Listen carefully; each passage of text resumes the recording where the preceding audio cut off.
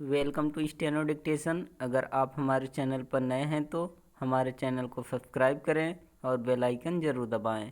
Dictation 5 second बाद शुरू होगा। स्टार्ट। यह कोई नई बात नहीं कि विदेश मीडिया का एक हिस्सा भारत के प्रति दुराग्रह से भरा हुआ है और वह रह रहकर उसका परिचय भी देता रहता है। यह उसके दुराग्रह का ही परिणाम है कि उसने पत्रकारिता के मूल सिद्धांतों की अनदेखी कर पश्चिमी देशों के लिए अलग मानदंड बना रखे हैं और शेष देशों के लिए अलग। वह विकासशील और निर्धन देशों को केवल अपने अलग चश्मे से ही नहीं देखता बल्कि उनके नेताओं और वहाँ की जनता को भी अलग कसौटी पर कसता है।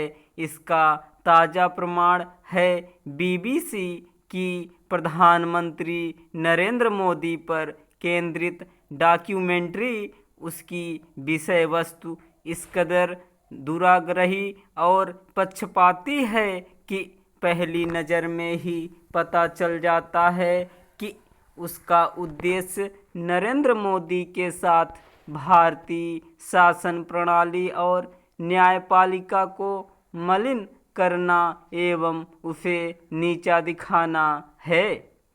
ऐसे एजेंडे के पीछे श्रेष्ठता का बोध, अहंकार भी है।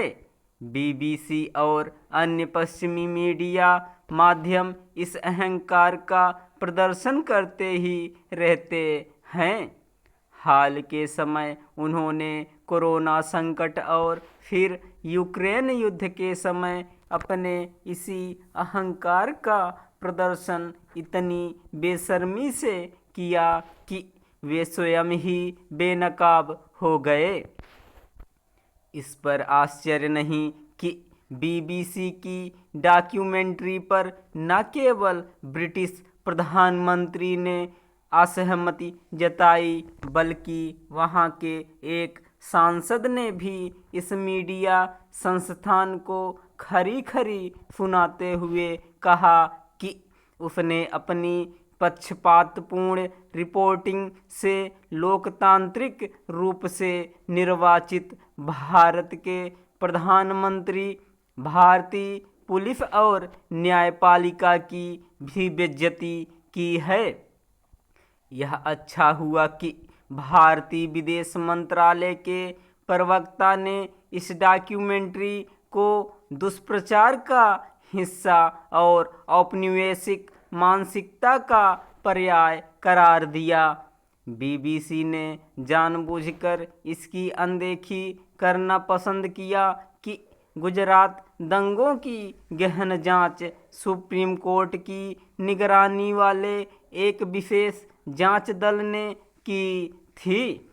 क्योंकि बीबीसी को अपने एजेंडे के हिसाब से एक पक्षपाती विमर्श प्रस्तुत करना था, इसलिए उसने दुष्प्रचार का भी सहारा लेने में संकोच नहीं किया।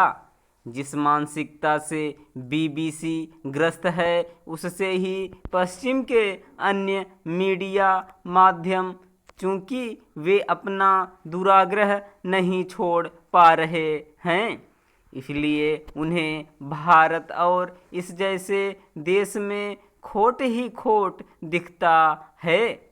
वे भारत में कोरोना के कारण लगाए गए लॉकडाउन के तो दुष्परिणाम गिनाते हैं, लेकिन यूरोपीय देशों में उसके कारण लाखों लोगों की जिंदगियां बचते हुए देखते हैं।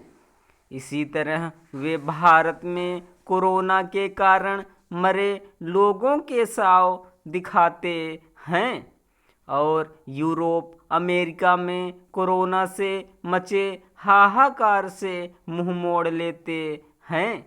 समस्या केवल यह नहीं कि पश्चिमी मीडिया का एक हिस्सा ही दुराग्रही है, समस्या यह भी है कि उसके कथित शोध संस्थान में भी इसी सोच से ग्रस्त हैं और इसी कारण वे ऐसे हास्यास्पद निष्कर्ष पर पहुंचते हैं कि भारत से ज़्यादा खुशी पाकिस्तान में है। स्टॉप।